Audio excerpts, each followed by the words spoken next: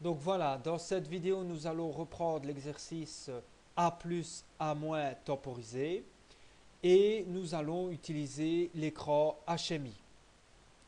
Alors voilà ce que j'ai fait et puis on verra comment y arriver.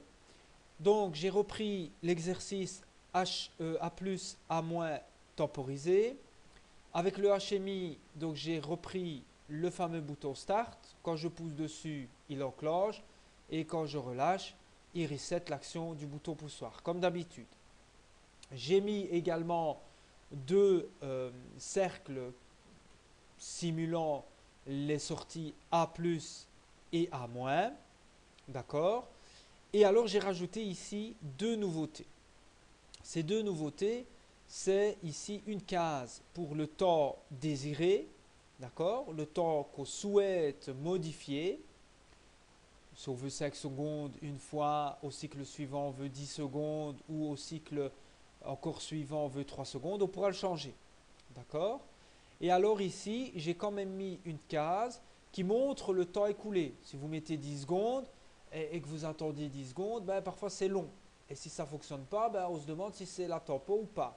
Ici, on va pouvoir voir l'évolution de la temporisation au cours du temps. Ça va? Donc moi, je vais faire une petite simulation ici pour vous montrer. Et puis alors, on passera à la pratique pour pouvoir le réaliser sur les panneaux. Alors, évidemment, moi sur le simulateur, j'ai dû utiliser ici le Siemens 300. Vous, vous utiliserez évidemment TIA Portal 1200. Et surtout, ben, on ne pourra pas simuler. Donc, vous faites l'exercice, vous l'envoyez et vous câblez comme d'habitude. Alors, au départ, moi, j'ai le fait course rentrée FC0 qui est enclenché. Alors, soit je pousse sur le bouton poussoir, ou soit sur le bouton de l'écran. Puisqu'on a mis l'écran, on va pousser sur le start de l'écran. Avant ça, j'ai sélectionné 5 secondes. Mais si vous voulez changer, eh bien, lorsque vous aurez envoyé tout ça sur le HMI, il suffira de cliquer, d'accord, sur le temps désiré, la case ici. Alors, si je clique dessus, il va mettre ceci.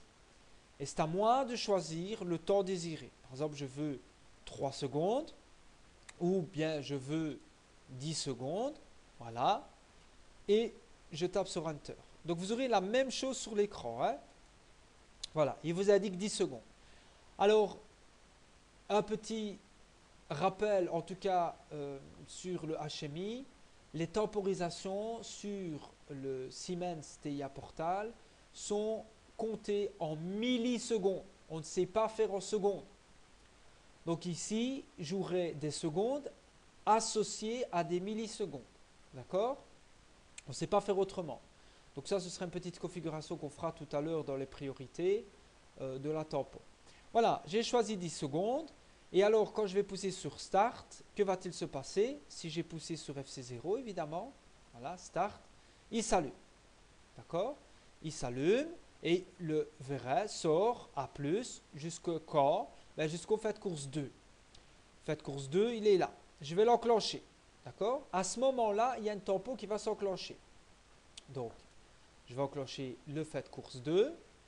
Voilà. Et il commence à compter. Regardez. 1, 2, 3, 4, 5, 6. Et vous voyez, c'est des millisecondes. Hein, après, 8, 9. Et voilà. Il arrive à 10.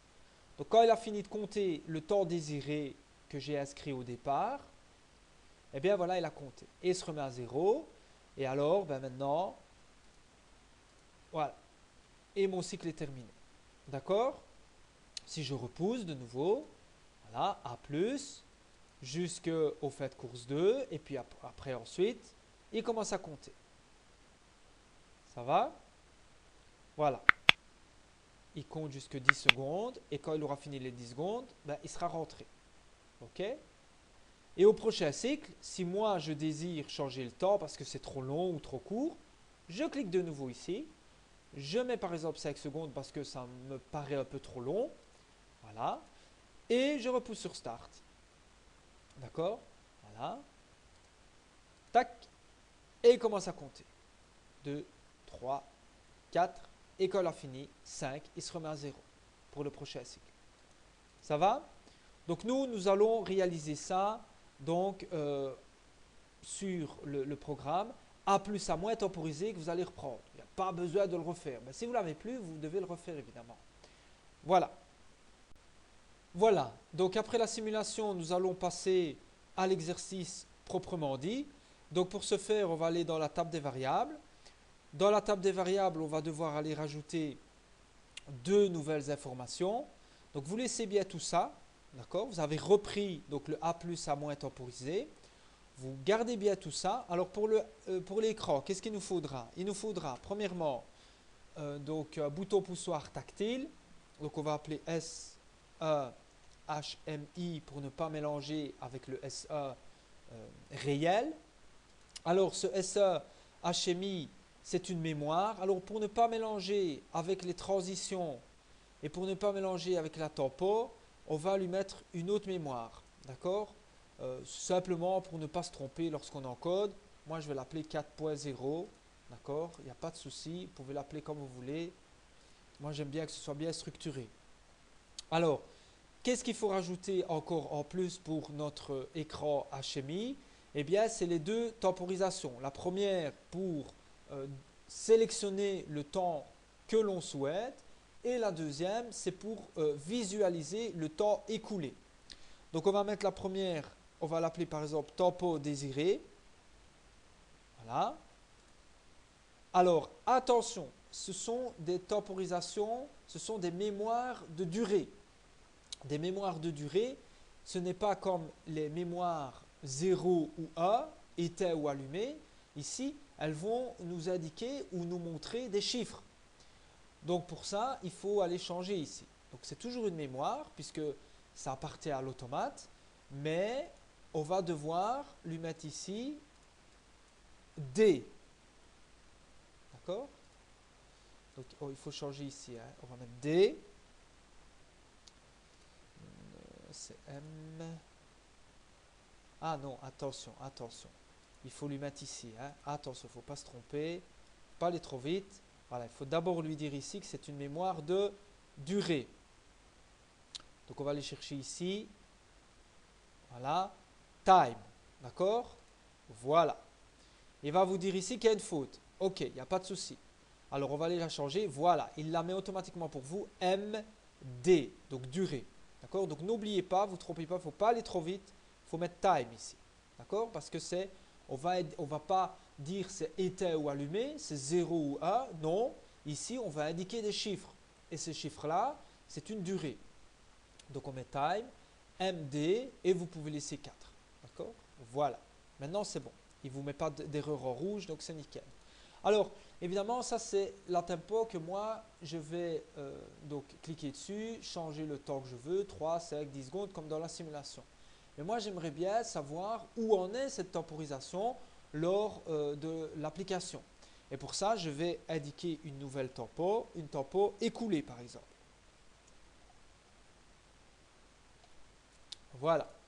Alors, il a mis d'office time puisque celle avant, elle était déjà en time. Si ce n'est pas fait, vous le mettez time et il vous met directement MD8. Vous laissez MD8, il n'y a pas de souci. OK? Donc voilà, on a terminé pour l'ajout de la table de variables. Donc, on va compiler. Voilà. Bien sûr, bien compiler. Donc, pour compiler, si vous voulez, petite indication, vous allez clic droit là-dessus. Donc compiler et vous compilez tous les blocs. Voilà, donc comme ça vous êtes sûr qu'il compile tout, sachant qu'on n'a pas encore terminé. Hein. On doit encore rajouter certaines choses et ainsi que l'écran. Donc voilà, il faut un petit peu de temps parce qu'il compile en fait tous les blocs. D'accord? Une fois que tous les blocs sont compilés, c'est parfait, vous êtes sûr que tout est bien fait. Alors nous on va aller dans les sorties maintenant. Hein. Les transitions ne changent pas. Les séquences non plus. Hein. On va aller dans les sorties. Donc, on va double-cliquer sur la sortie, le bloc sortie. Alors, à l'étape 2, c'est toujours donc A+ qui va sortir. À l'étape 3, c'est toujours la tempo qui va être enclenchée. À l'étape 4, c'est toujours ici donc A- qui va être enclenché. Ça va? Alors, ce qu'il faut faire ici, c'est un petit peu modifier ici la temporisation. Donc, je vais un petit peu zoomer. Voilà.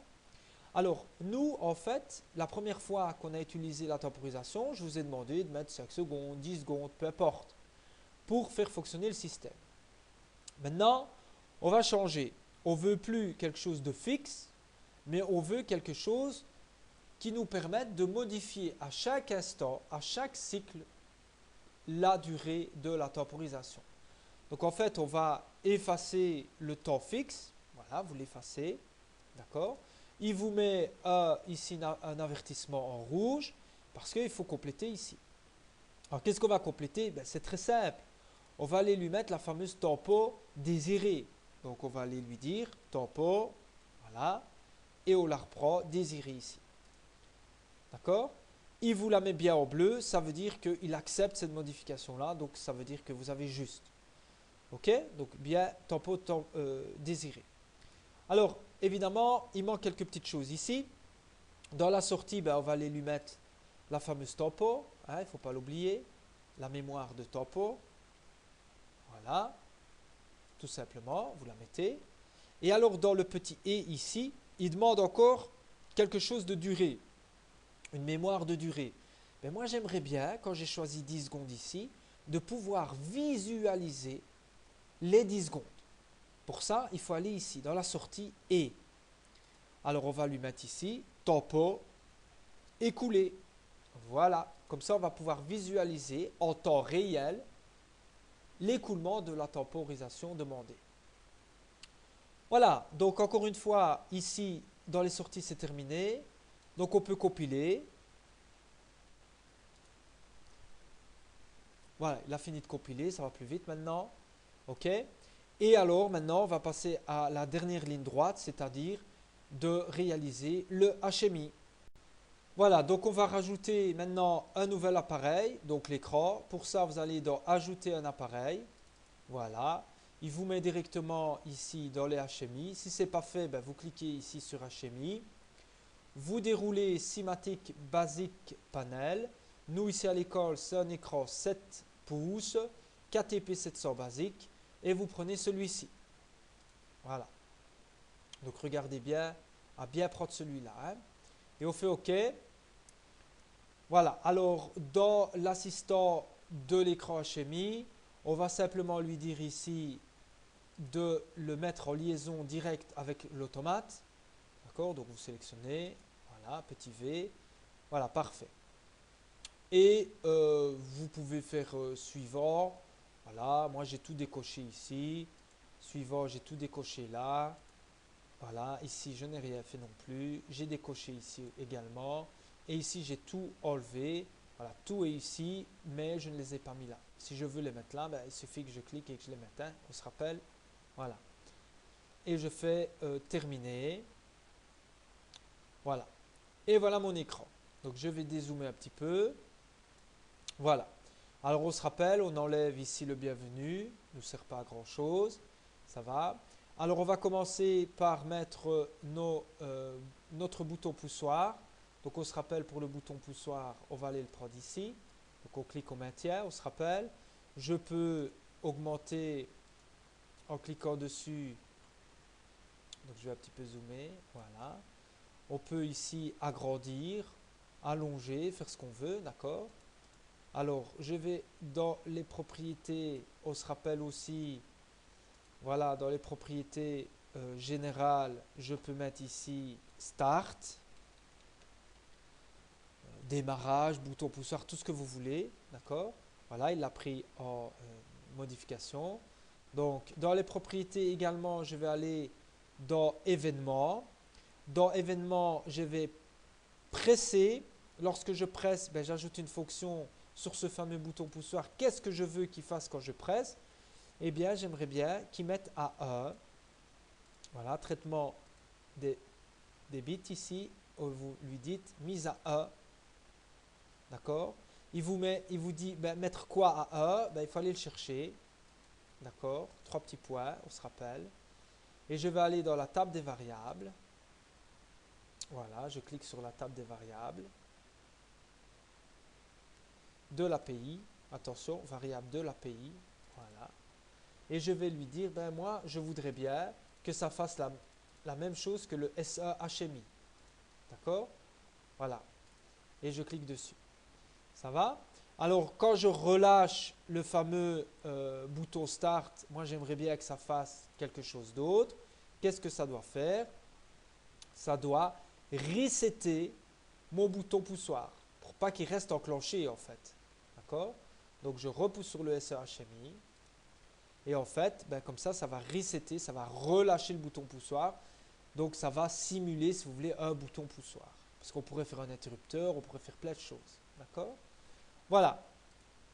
Quand c'est fait, ben, on a terminé pour le start. Donc, moi, je vais réduire un petit peu ici pour qu'on puisse voir quelque chose. Alors, il ne faut pas oublier d'aller mettre le SE HMI dans le programme. Sinon, ça ne sert à rien, il ne fonctionnera pas. Donc, pour ça, il faut aller ici dans les transitions. D'accord? Voilà, on va aller dans les transitions.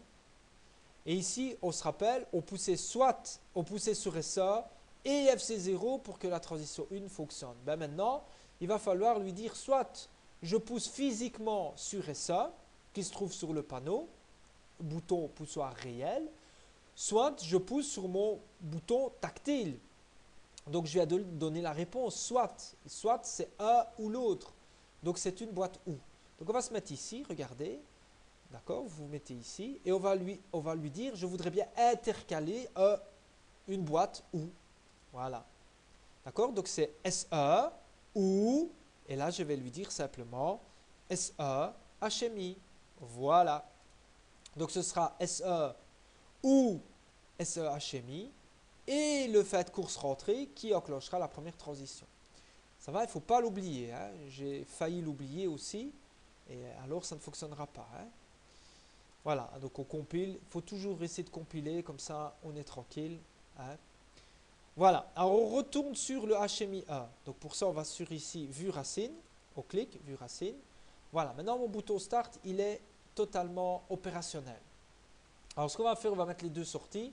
Donc on se rappelle, pour mettre les deux sorties, je vais mettre des ronds. D'accord? Donc je vais mettre un premier rond. Je lui mets le premier rond. Voilà. Je peux lui mettre le deuxième rond. Voilà. Vous pouvez faire un copier-coller, tout ce que vous voulez. Alors, si vous voulez bien aligner, bien, il y a une fonction, hein, vous sélectionnez ceci, et alors ici, ici, vous avez des fonctions d'aide pour aligner verticalement, horizontalement, etc., etc. Donc, si moi, je veux, par exemple, qu'il soit aligné bien verticalement, je fais comme ça. Ça va? Alors, je vais mettre également du texte pour savoir ce que je fais. Hein.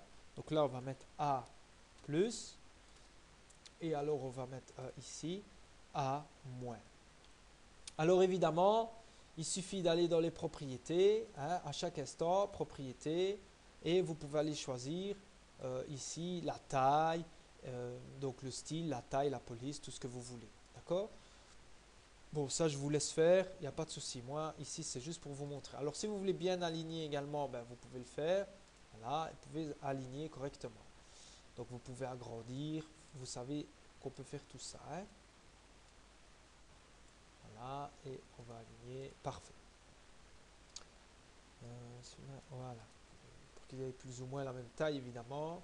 On met ça bien au milieu. Voilà. Ça va? Alors maintenant, dans les propriétés des sorties, également propriété de la première sortie, ben, je vais lui dire dans animation, dynamiser les couleurs et le clignotement. Et là, ben, je vais lui dire d'abord pour quelle variable ça doit fonctionner. Ben, pour A+. Donc je vais aller dans mes variables API et je vais lui associer, ici dans les sorties, un peu plus haut, voilà, EVA. Ça va? Voilà, il me l'a mis EVA. Et alors, on se rappelle également, puisqu'on a déjà fait tout ça, je vais un petit peu augmenter, voilà. Je vais ajouter ici, quand il est à 0, ben, je vais lui dire d'être dans une certaine couleur. Par exemple, je pourrais lui dire d'être gris foncé.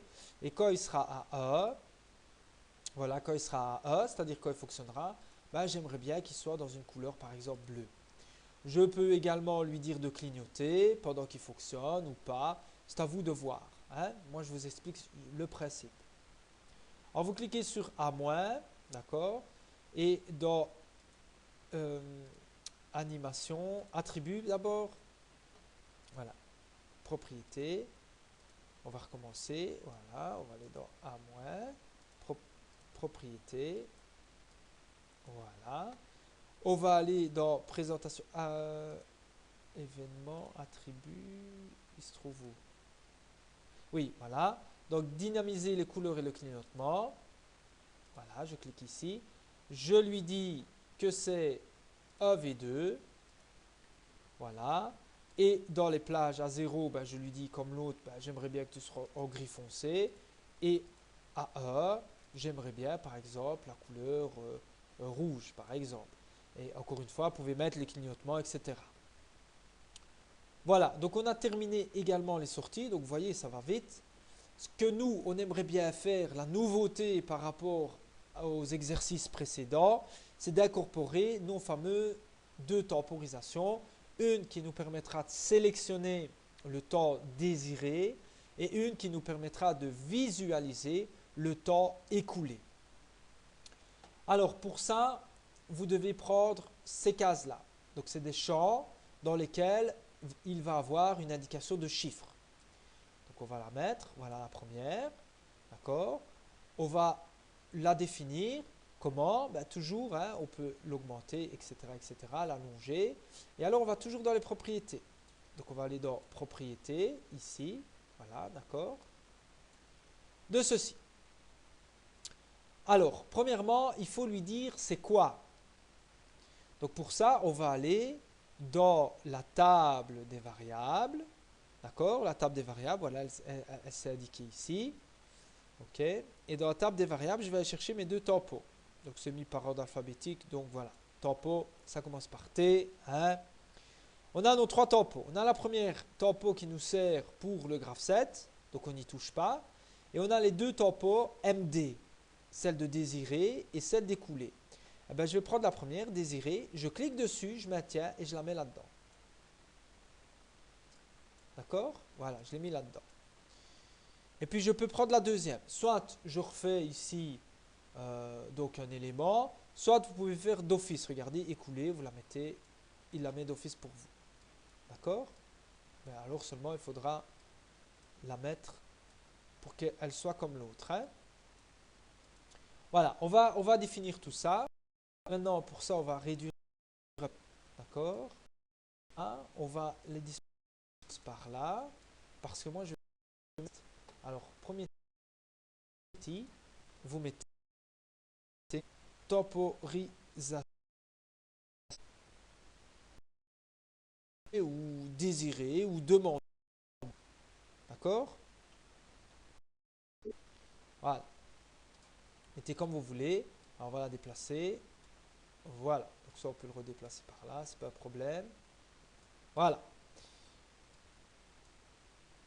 Pour que ce soit quand même beau au visuel. Et alors, on va mettre la deuxième en dessous pour savoir ce qu'on fait. Temporisation écoulée. Voilà. On peut les aligner, on peut faire tout ce qu'on veut. Hein. C'est à vous de voir ce que vous avez envie de visualiser. Alors maintenant, à l'intérieur, il faut le définir. Comme je vous ai dit tout à l'heure en début de vidéo, sur le donc Siemens TIA portal, les temporisations sont définies en millisecondes. On ne sait pas faire autrement. Alors l'astuce, c'est d'aller donc dans les propriétés ici. D'accord? Alors, on va devoir aller changer les propriétés. Donc, pour changer les propriétés, on clique donc sur la temporisation. On va dans Attributs. Voilà, Général. Et là, vous avez le format. Alors, le format, ben, nous, c'est décimal, puisqu'on veut des chiffres 1, 2, 3, 4, etc., etc. Alors, on veut ici visualiser, il faut mettre 6. 6 chiffres. Voilà. D'accord? Il faut mettre 6 chiffres. Et il faut ici regarder, il vous a mis les 6 chiffres, 2, 4, 6. Et moi, je veux en garder 2 à l'unité. Et le reste, ce sera 3 en millisecondes. D'accord? Virgule 0, 0, 0. Donc 3 chiffres après la virgule. Donc comment il faut faire? Ben, décimal, on va lui dire je veux 1, 2, 3. Et vous voyez la petite virgule, elle s'est mise 3 chiffres après la virgule. Donc on a 0, 0, 0. Et on a bien 2 chiffres après. Comme ça, si on veut mettre 1, 2, 3 ou 10 jusqu'à 99 secondes, si on voulait mettre plus que 99 secondes, ben, il faudrait rajouter un chiffre ici dans les centaines. D'accord? Mais je pense que dizaines et unités, pour nous en tout cas, c'est suffisant. Regardez, on fait la même chose pour l'autre. On clique dessus. On va dans Attribut général. On lui dit qu'on veut 6 chiffres. On va pas vous être plus, nous. Hein? 6 chiffres, c'est déjà pas mal. Voilà. Et on veut 3 chiffres. Voilà. D'accord? Donc, alors, normalement, c'est terminé. Donc, ce que vous devez faire, c'est ici, droit sur le HMI, compiler le matériel complet. Voilà. Retourner quand même sur le PLC et compiler le matériel complet. D'accord? Bon, ici, voilà, compiler. Bon, il l'a déjà fait, c'est pour ça que j'ai déjà fait tout à l'heure, je pense. Voilà, donc il n'y a pas besoin de compiler. Et c'est bon. Donc, vous pouvez envoyer et simuler. Si vous avez aimé, n'oubliez pas de liker, de partager et de vous abonner pour encore plus de vidéos.